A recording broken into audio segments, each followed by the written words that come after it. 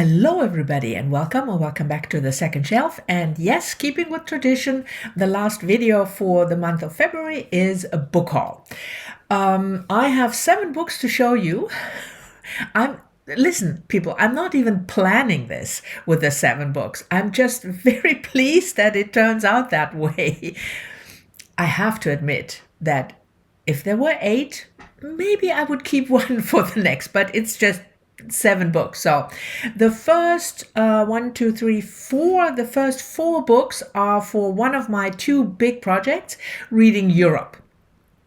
If you follow me, you know I try to read at least 1 book from every European country. You can find in the description below the first, I think, 7 countries. And some of these books double for my other big project, and that is the 1001 books by women that I want to read, which is always good. You know, if you can double, then that also pleases me for some reason. Anyway, the first book is a book for the country Armenia, and I'm in the A and B category. Oh, by the way, I'm not necessarily reading it in alphabetical country order.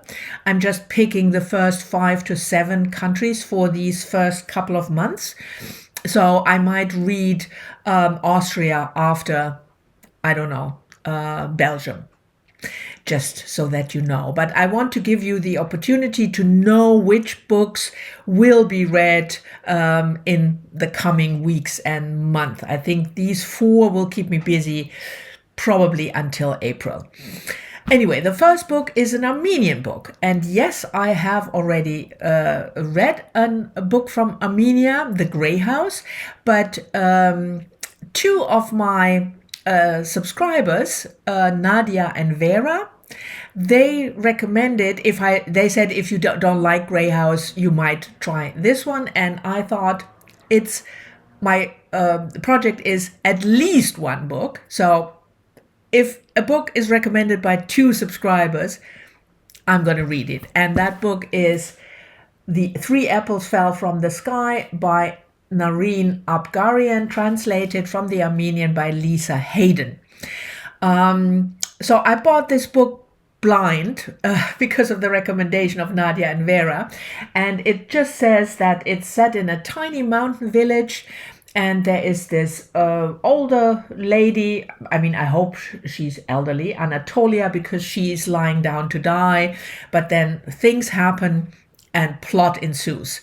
So yeah, thank you both, Nadia and Vera, that you recommended this to me. So this will be the second book for Armenia, and I already included it in the list in the description box. The second book I bought is for the country of Austria.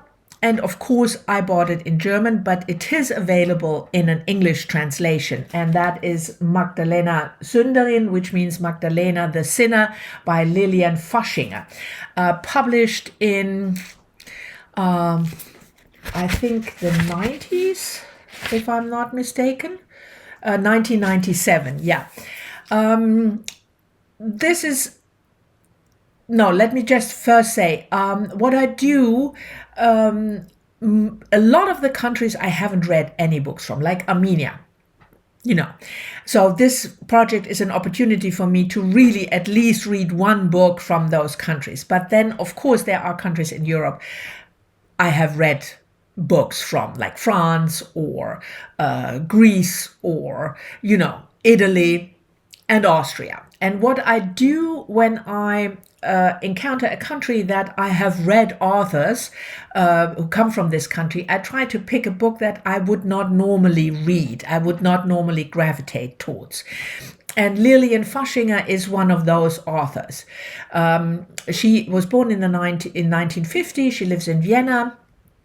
And for some reason, I just never picked up any of her books. So Magdalena the Sinner is actually my first book by Lilian Faschinger. It is about Magdalena. It's a satire, as far as I understand, and Magdalena abducts a priest in order for her to confess her sins. And her sins include multiple murders. So the back cover here in the German edition says she is a passionate murderer. So that sounds kind of funny, like I said, satirical.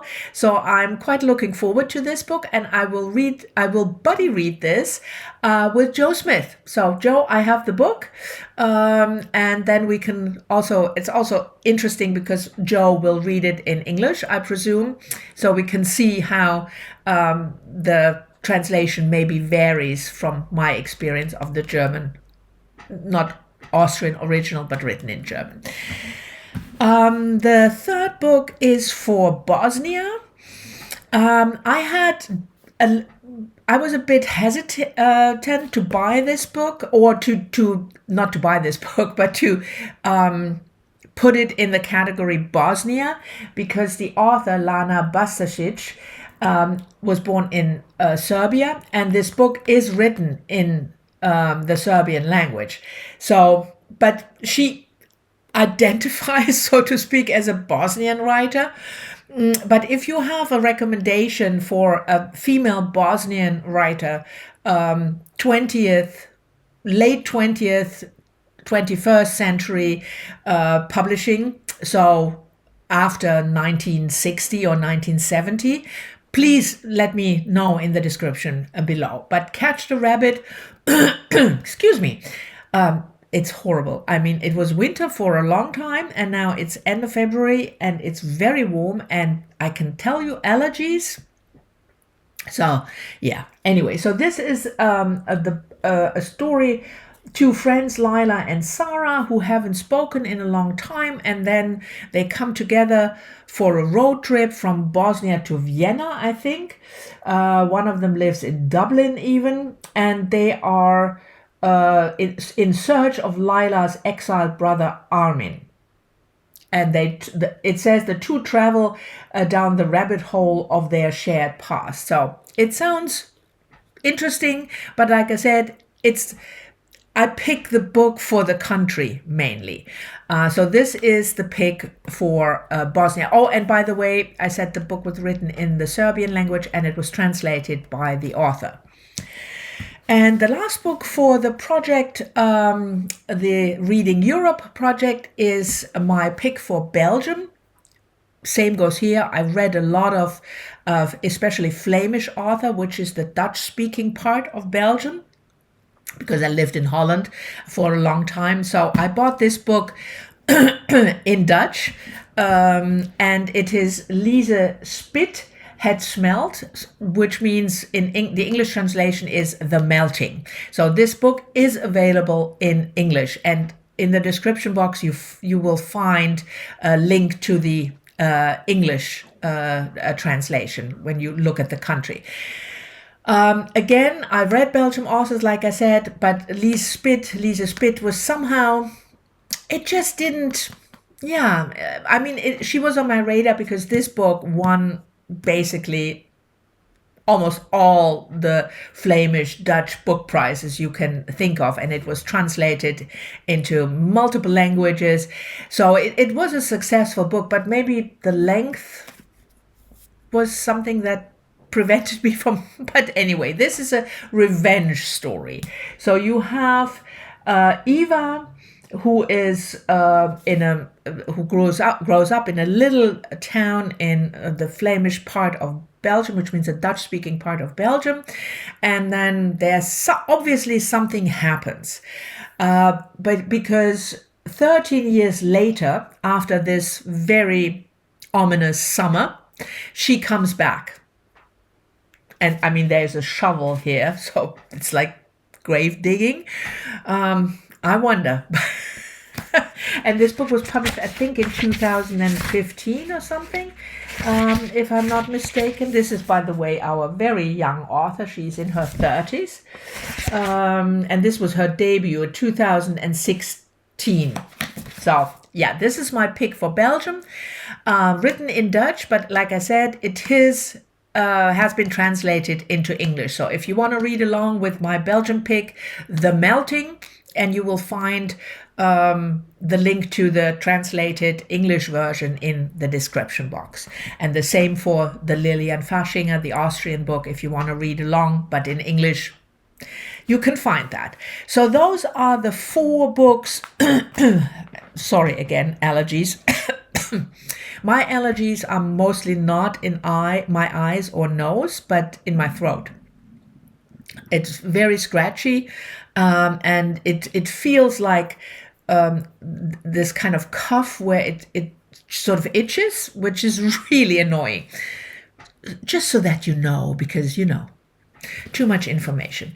Anyway, the 3 books that double are the Austrian book, the Belgian book, and the Bosnian book. So they double for the 1001 women I want to read. The next 2 books are buddy reads and also kind of books for certain projects. So I bought Octavia Butler's Mind of My Mind, the second book in the Patternist series. The first book I just reread, Wild Seed. This was actually published 1977, 3 years before the first book in the series. So I think this is the first book she wrote and published. Now, this is always interesting when an author kind of writes the prequel after the second book. But we encounter the familiar main character from the first book in the series, Doro, this 4,000-year-old spirit, and not a nice spirit. I mean, he's violent. He tries to produce, quote unquote, this kind of special race with, fathering lots and lots of children. And this book is his finest creation, about his finest creation, as it says, Mary. So she is his daughter, and this is the story of her. In the first book, Wild Seed, it was mainly the story of Doro and his nemesis, so to speak, but also lover. Not a spirit, but still a human who was immortal and 400 years old, Anwanyu. I'm always messing up that name, I'm sorry. So this is about his daughter. Doro knows he must handle Mary carefully or risk her ending like his previous experiments, dead either by her own hand or his. What he doesn't suspect is that Mary is beginning to learn just how much power she wields. All these books of Octavia Butler, if you have read the series about Dawn, are always about power, colonialism. So it's and my project is, by the way, and it's not even a buddy read. What am I mumbling? The next 2 are buddy reads. But I want to read more Octavia Butler. That's why I reread Wild Seed, and now I'm gonna go for the second one, Mind of My Mind. Buddy reads. The next 2, mysteries. The first one also fits into my project to read Irish female authors, and that is Tana French, The Hunter, and that's the second book in the Cal Hooper series. This was published 2023 or 2024, 2023, I think, and I'm going to read this with Terri.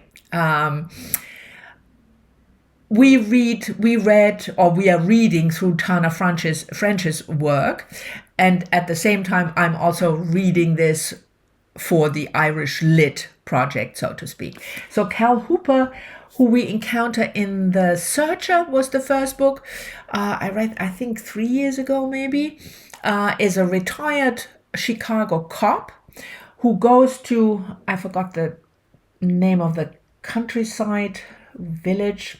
It's an Irish countryside village, but I forgot the name.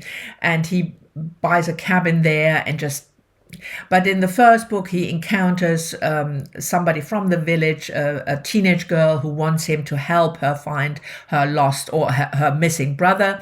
And we pick off, obviously, from this story, because Lena and the teenager Trey, who asked him to find the brother, but then Trey's absent father turns up bringing along an English millionaire and a big plan. And so I think this is probably more of your typical crime story, because the searcher was, I think, much more establishing the character of Cal Hooper and why he left Chicago and decided to live in this very remote village in this dilapidated cabin that he is fixing. And this sounds more like your typical story that he will be involved. I mean, he's not official police and he's not even an official private investigator, which makes it always a bit difficult how the author decides to draw this person into the crime story and engages him or her as a detective. So we'll see. But Terri and I will be reading this in the second half of March, The Hunter. And the next book is a buddy read that will come up sometime in the spring, I guess, with Heidi from My Reading Life. And as you know, if you follow my channel, we are reading the Elizabeth George's Lize Mystery, and this is book 16. I'm not showing you the book yet because I've thought it's always funny when you buy a book online, and I expected a mass market paperback because I never check the size, in the description. And instead I got this huge hardcover. I mean, I don't care. It was a used book and it was not expensive, but I got this package and I thought, what the bloody hell? And this book came out. So yeah, anyway, this is the number 16, This Body of Death. And as you know, with the Linley, I don't know what this is about. We are just reading the series in order, and we just finished book 15, Careless in Red, and so at some time in the spring, I guess, we will read this one, and I want to be prepared. So, This Body of Death by Elizabeth George, Linley number 16. So these are my 7 books that I bought in the month of February. Thank you very much for watching. I hope you've enjoyed it. As always, I'm very much looking forward to your comments, and I'll see you all soon in the next one, next Sunday.